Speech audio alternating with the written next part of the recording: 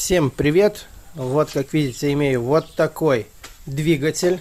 Данный двигатель дизельный, 4-цилиндровый. Двигатель уже более современный, с автомобиля 2003 года, так сказать, называемый мастерами помпа-дус.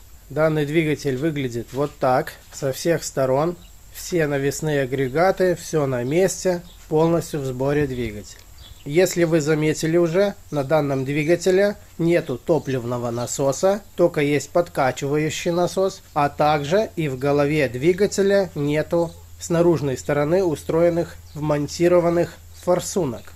Так как на данном двигателе форсунки не простые, а электронные, и эти форсунки уже вмонтированные в самой голове двигателя. Попозже мы посмотрим, как они выглядят и так далее. Если сравнить с простым дизелем, так сказать, попроще, не помпа-дусом, вот как он выглядит, также в сборе. Как видите, на данном двигателе уже есть установленный высокого давления топливный насос, а также и вмонтированные 4 простые форсунки, кроме одной электронной, снаружи двигателя в саму головку. Вот как-то так. Поэтому теперь, если кому-то интересно, продолжайте смотреть данное видео. В данном видео мы разберем данный двигатель полностью и посмотрим, как разбирается, какая у него конструкция, какие металлы содержит и в каком количестве. Начнем разборку с боковых крепежных подушек, а также и кронштейнов. Вот этих. Ну что, откручиваем. Вот такие были установленные два кронштейна. Один из сплава алюминия, второй обыкновенный металлический.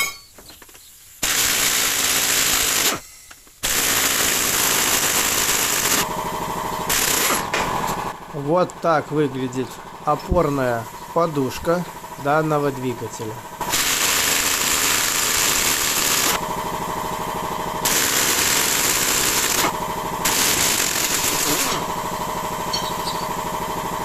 Вот так выглядит двигатель со всех сторон и так далее. Дальше снимаем сам стартер, а также и механическую коробку.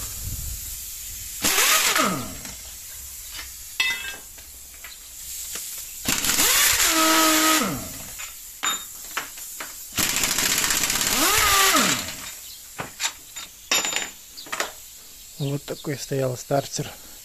А также снимаем и сам кронштейн с полуосью, который закреплен на саму коробку.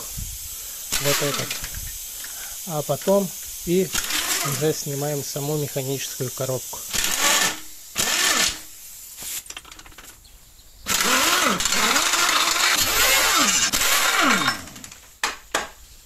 Вот такой стоял, как видите, вал, ось вместе с самим каркасом. Вот так он выглядит.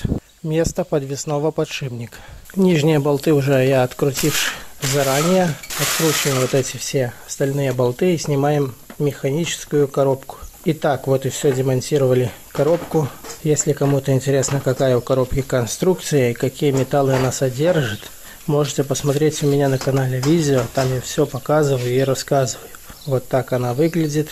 Итак, дальше снимаем все патрубки резиновые, которые есть на двигателе.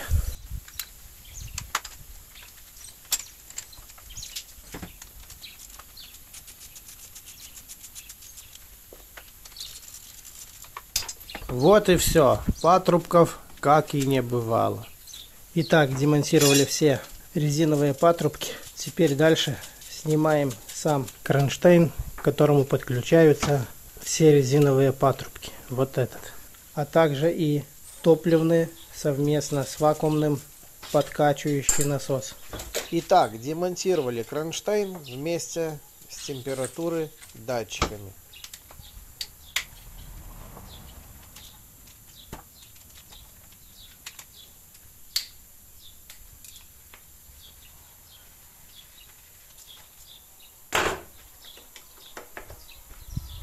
Вот так выглядит вакуумный и подкачивающий насос топлива. Дальше снимаем металлическую трубку, которая соединяет водяную помпу со всеми патрубками, которые мы отключили только что недавно, а также и патрубок, в котором вмонтированы термостат.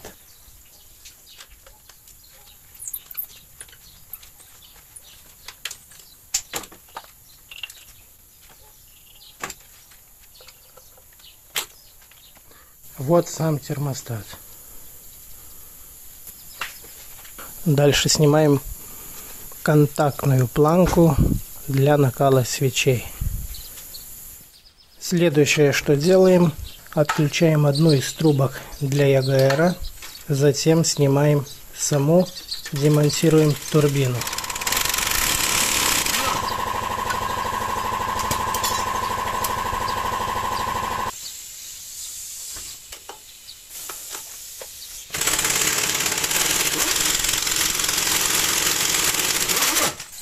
Один из болтов открутить нереально, поэтому будем срубливать при помощи зубила. Как видим, на турбине болты открутить не так просто. Дальше откручиваем трубку, по которой подается масло с картера на турбину, а также и по которой уходит обратно в картер масло.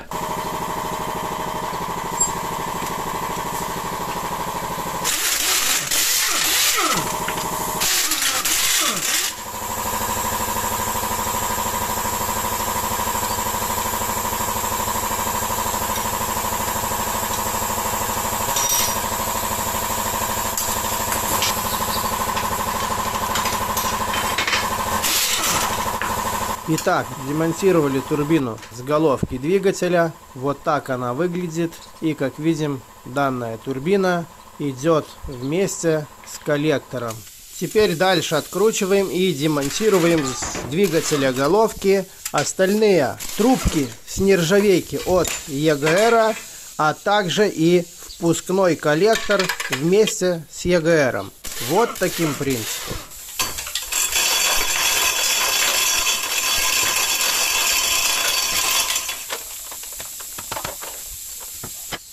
Итак, демонтировали впускной коллектор вместе с ЕГР. Как видим, он выглядит вот так, а также и сам двигатель выглядит вот так со всех сторон. Дальше будем демонтировать с двигателя генератор, компрессор кондиционера и гидравлический насос руля усилителя, а также и приводной шкив с коленвала.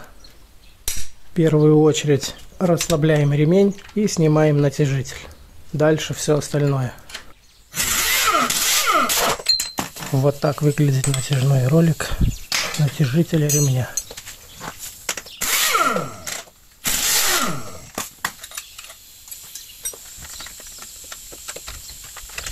Вот таким принципом, как видите, демонтируется генератор, и вот так он выглядит. Теперь дальше демонтируем с двигателя компрессор кондиционера. Вот таким принципом. Если кому-то интересно, какая конструкция и какие металлы содержит навесное оборудование двигателя, такое как генератор, стартер, компрессор кондиционера, турбина и так далее, можете посмотреть. У меня на канале есть видео. Итак, демонтировали компрессор кондиционера, и как видим, выглядит он вот так. Дальше откручиваем болты и демонтируем гидравлический насос усилителя руля.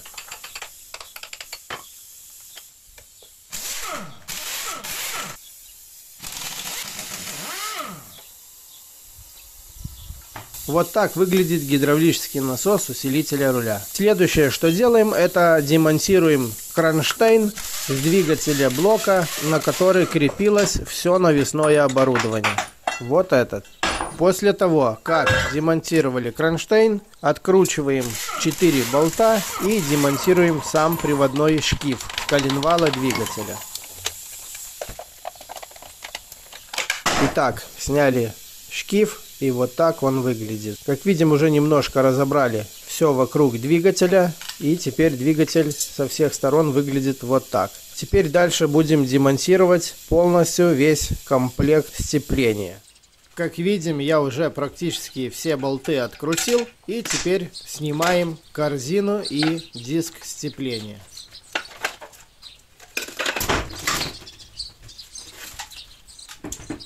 Вот так выглядит сама корзина, диск. Вот так. Теперь дальше будем демонтировать с коленвала сам маховик.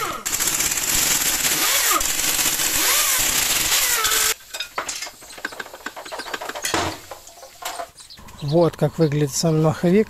Вот такая у него конструкция. Дальше снимаем сам сальник.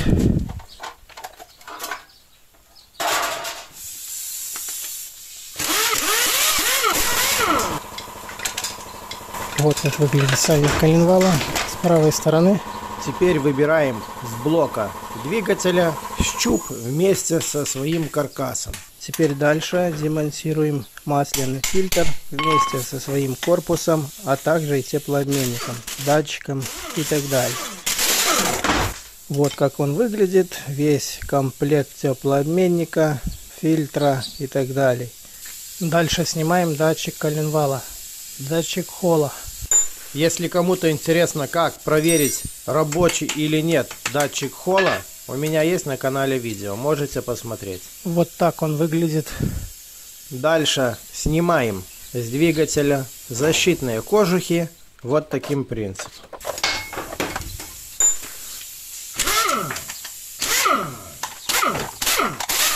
Как видим, на данном двигателе установлены ролик-натяжитель и плюс дополнительные гидравлического типа. Дальше откручиваем и демонтируем паразитный и натяжной ролик, а также и главный ремень.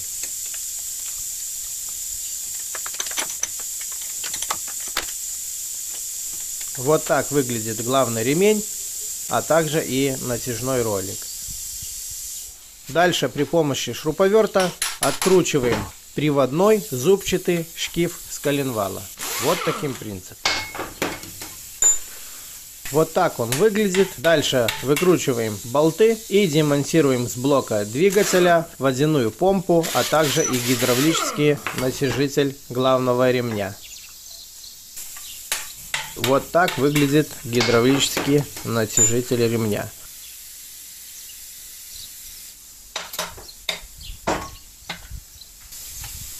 Вот так выглядит водяная помпа. Теперь выкручиваем болты и снимаем сам корпус вместе с сальником с блока двигателя.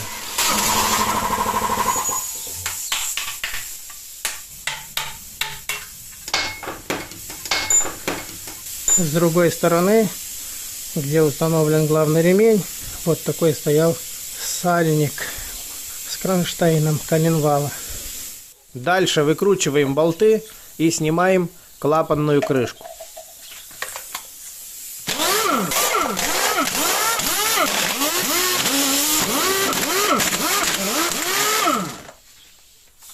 Вот так она выглядит. Сейчас будем снимать саму голову.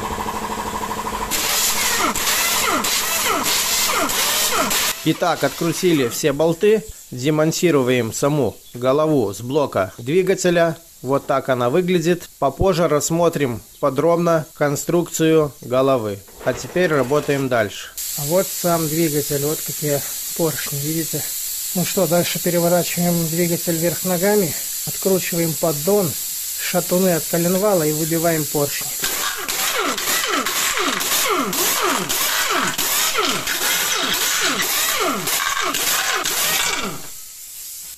Итак, открутили поддон и снимаем его. Как видим, в поддоне больше ничего нету, кроме датчика уровня масла. Вот в поддоне что находится. Как видим, масляный насос, привод масляного насоса от коленвала при помощи цепи, и башмаком натягивается цепь вот этим. Ну что, снимаем масляный насос и все остальное.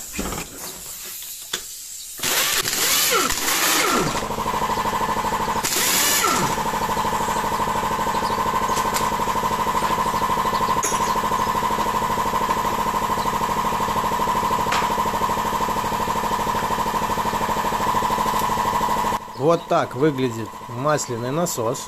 Теперь дальше откручиваем коленвал от блока двигателя, а также и шатуны от коленвала. И выбиваем поршни с блока двигателя. Вот таким принципом.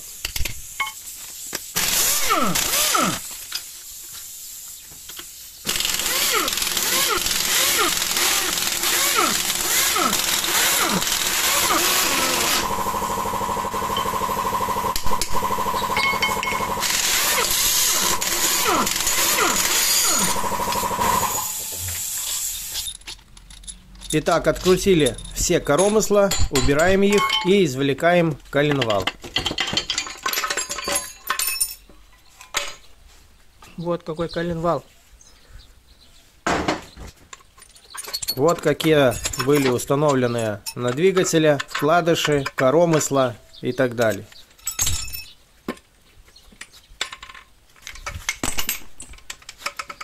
Теперь выбиваем поршни вместе с шатунами.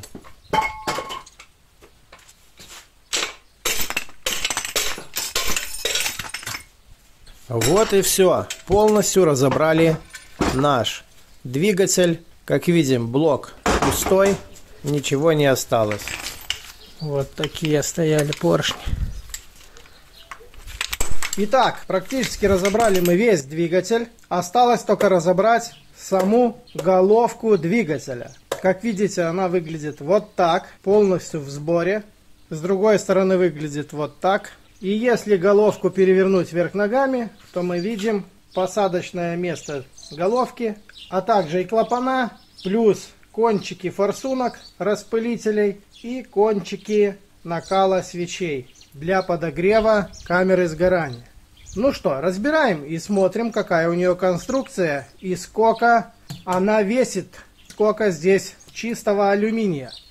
Итак, начнем головки разборку с этих наружных металлических кронштейнов. Откручиваем их и снимаем.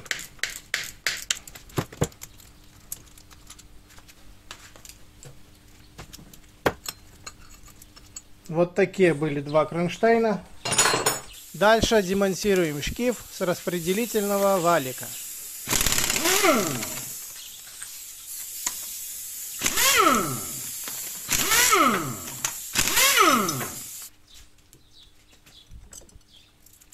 Одна часть шкива, которая регулируется при регулировке главного ремня. Вот вторая часть шкива. Шкив здесь, как видим, непростой, а с резиновой прослойкой. И будем его снимать вот таким принципом.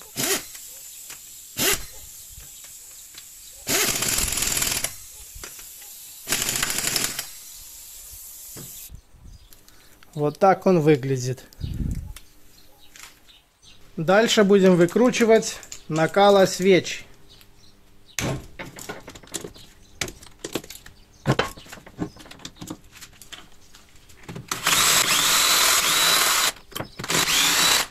Как видим, выкрутились в принципе легко и быстро. Вот такие стояли накала свечки на данном двигателе. Дальше будем снимать клапанную крышку с головки, вот эту пластиковую. И посмотрим, что там находится внутри и как устроено.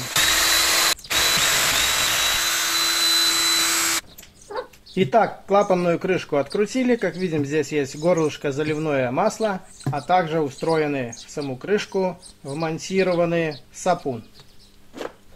Если смотреть с обратной стороны, как видим, здесь ничего особенного больше нет. Как видим, в головке вот такая конструкция.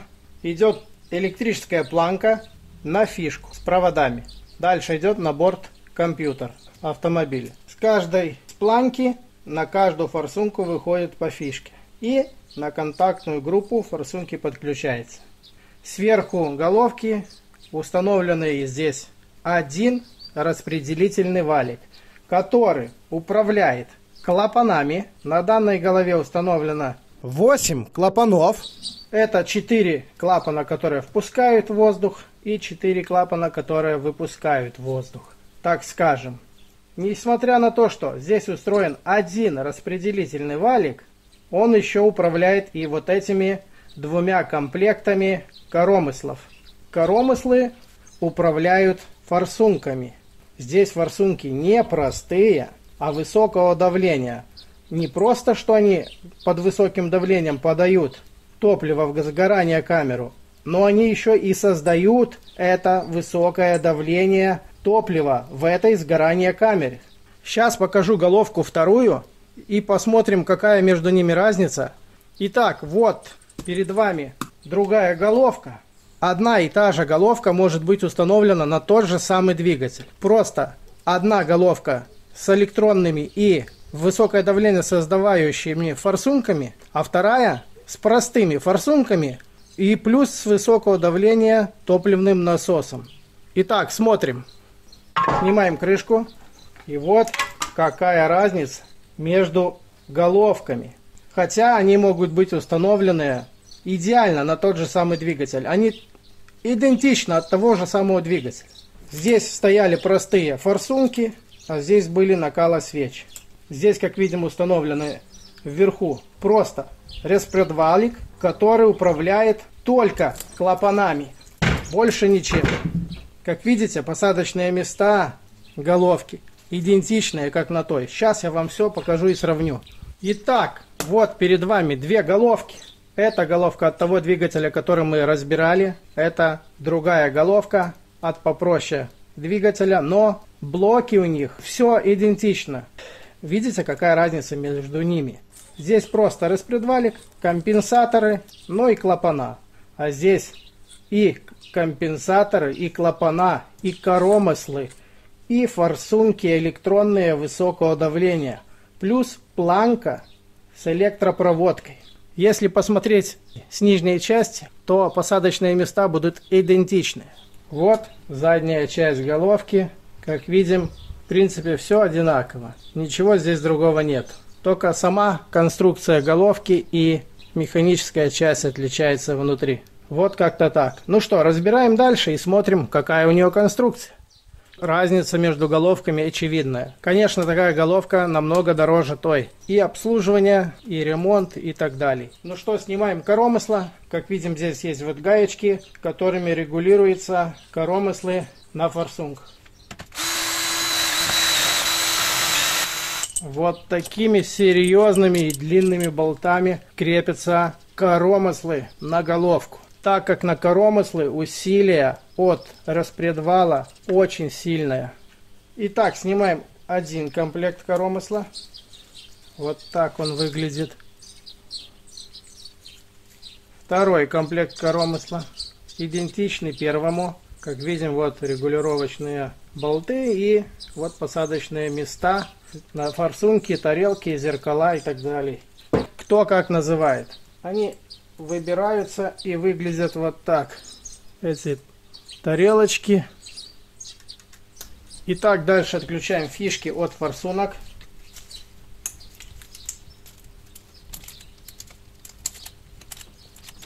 И откручиваем форсунки. Они крепятся одним болтом.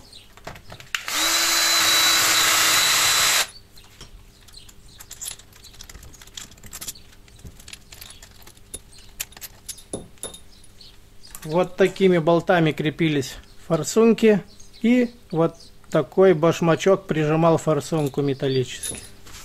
Дальше форсунки надо снимать. Немножко их надо расшевелить туда-сюда. Вот такие стояли форсунки электронные высокого давления, которые и распыляют топливо, и создают высокое давление в камере сгорания. Все остальные снимаются аналогичным образом, как и первые. Еще сделаю такое замечание небольшое. Видите, есть уплотнительные две резинки. Здесь посадочное место форсунки. Бывает, это посадочное место разбивается, а бывает просто вот эти резинки изнашиваются и идет подсос. Теряется давление, и тогда двигатель подтраивает, троит, немножко тяга пропадает, дымит и так далее. А дело именно вот в этих резинках. Такие ремкомплекты продаются, можно заменить и кататься спокойно дальше. Еще можно в бак топливный залить двухтактного масла, примерно на бак литр, и должно немножко улучшиться работа двигателя. Если на некоторое время работа двигателя улучшилась, 100% дело в резинках. Ну что, разбираем дальше. Дальше будем снимать вот эту планку с проводкой. Вот так она вытягивается. Немножко, конечно, упирается, но как-то так. Дальше будем снимать распределительный валик.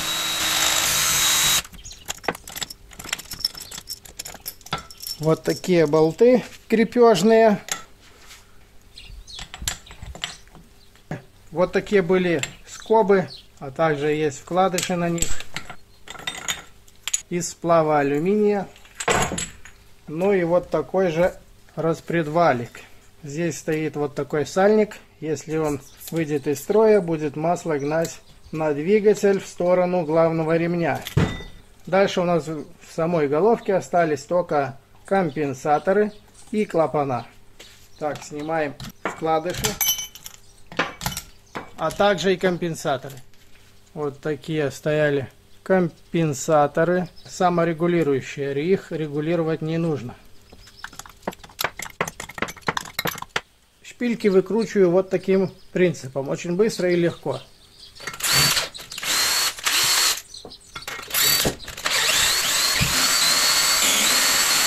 Вот и все, шпилечки наши выкручены. Итак, как видим, все выглядит в середине головки вот так. Пустота. Остались только клапана. Чтобы клапана выбрать, как правило, надо их рассухарить. Так сказать, выбрать вот эти сухарики с-под шайбы. Эти щечки две. Выглядят они вот так. Вот. И все, и клапан можно будет извлекать. Специальным инструментом нажимается эта шайба, и сухарики выбираются. Но я не буду заморачиваться, я немного буду снимать клапана по-другому, очень быстро и легко. А мы просто подберем трубку по размеру шайбы, один сделаем удар, и наши сухарики вылетают вверх. Вот и все, каждый по очереди клапан. Берем трубку по размеру и вот таким принципом ставим на клапана шайбу. Трубка лучше, чтобы была бы длинная, так как сухарики выскакивают, чтобы не выскочили и не влетели нам, так сказать, в лицо. Ну что, погнали?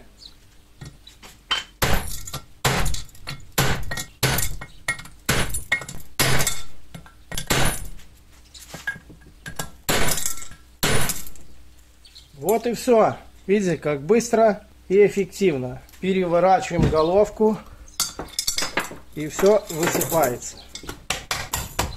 Видите? Дальше в головке остались клапана, маслосъемные колпачки и втулки. Клапана выбираются очень легко, вот так. Поддвигаются и все.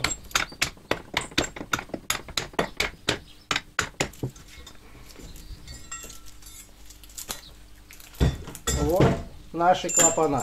Вот такие стоят. С обратной стороны выглядит вот так головка. Как видите, блестят втулки из бронзы. А здесь стоят масляные колпачки. Просто тупо их выбиваем и все. Маслосъемные колпачки как бы снимать можно и плоскогубцами, так как их уже будешь менять в любом случае, если ремонтировать головку. А так, в принципе, их надо демонтировать специальными плоскогубцами с такими усиками. А я просто плоскогубцами сниму и покажу вам. Вот. Маслосъемный колпачок выглядит вот так. Дальше я заморачиваться не буду, просто побольше беру клапан от другой головки и выбиваю вместе с втулками.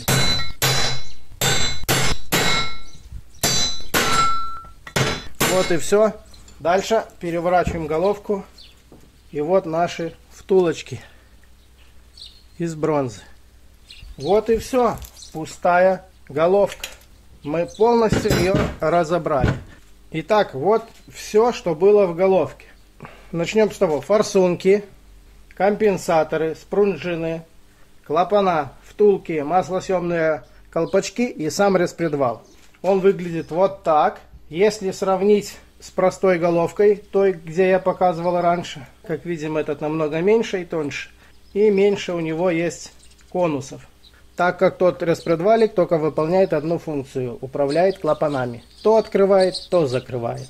Дальше посмотрим реально, как выглядит клапан в сборе в головке. Втулка, которая была вмонтирована в головку. На нее надевается маслосъемный колпачок. Получается втулка и маслосъемный колпачок. Дальше в нее входит клапан. И таким принципом работает. Открывается, закрывается. Дальше идет, смотря на какой головки 2 спружинки или 1. И надевается.